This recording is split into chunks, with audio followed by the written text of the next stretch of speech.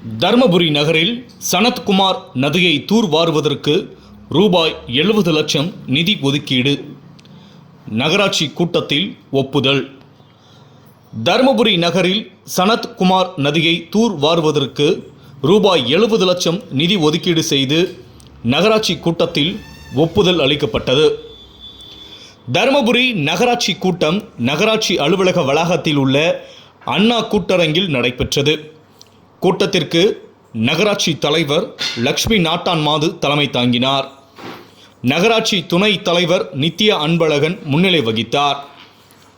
ஆணையாளர் சேகர் வரவேற்றார். வருவாய் ஆய்வாளர் மாதையன் கூட்டத்தில் நிறைவேற்ற வேண்டிய தீர்மானங்கள் குறித்து பேசினார்.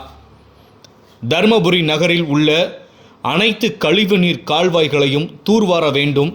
அவ்வாறு தூர்வாரப்படும் மண் கழிவுகளை உடனடியாக அப்புறப்படுத்த வேண்டும்.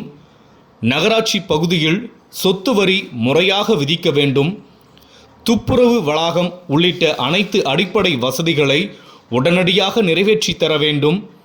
நகராட்சி பகுதியில் நிலுவையில் உள்ள திட்டப்பணிகளை விரைந்து முடிக்க வேண்டும் என்று கவுன்சிலர்கள் வலியுறுத்தினர். கவுன்சிலர்களின் கோரிக்கைகளுக்கு நகராட்சி தலைவர் மற்றும் ஆணையாளர் ஆகியோர் பதிலளித்து பேசுகையில், தருமபுரி நகரில் பாதாள சாக்கடை திட்டப்பணிகள் நடைபெற்று வருவதால் பழுதடைந்த சாலைகளை சீரமைக்க நடவடிக்கை எடுக்கப்படும். ஏற்கனவே பழுதடைந்த சாலைகளையும் சிறை வைப்பதற்கு உரிய நடவடிக்கைகள் மேற்கொள்ளப்படும் என்று கூறினர். தருமபுரி நகரை ஒட்டியுள்ள சனத்குமார் நதியை தூர்வார வேண்டும் என்று பொதுமக்கள் நீண்ட காலமாக கோரிக்கை விடுத்து வருகின்றனர். இந்த நிலையில் அந்த நதியை நகராட்சி நிர்வாகம் சார்பில் தூர்வாருவதற்கு ரூபாய் 70 லட்சம் நிதி ஒதுக்கீடு செய்து அதற்கான பணியை விரைந்து மேற்கொள்ள வேண்டும் என்று நகராட்சி கூட்டத்தில் முடிவெடுக்கப்பட்டு அதற்கு ஒப்புதல் அளிக்கப்பட்டது.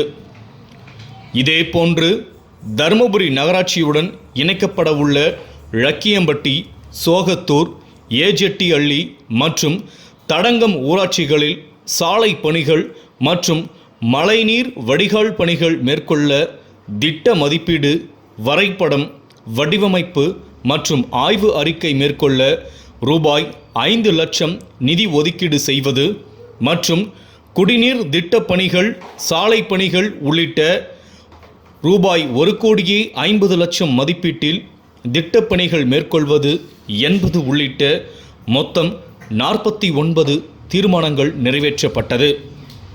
இந்த கூட்டத்தில் நகராட்சி பொறியாளர் புவனேஸ்வரி, உதவி பொறியாளர் அறிவழகன், சுகாதார அலுவலர் ராஜரத்தினம், நகர் நல அலுவலர் லட்சியவர்ணா, நகரமைப்பு அலுவலர் ஜெயவர்மன் மற்றும் துப்புரவு ஆய்வாளர்கள், நகராட்சி அலுவலர்கள் பலர் கலந்து கொண்டனர்.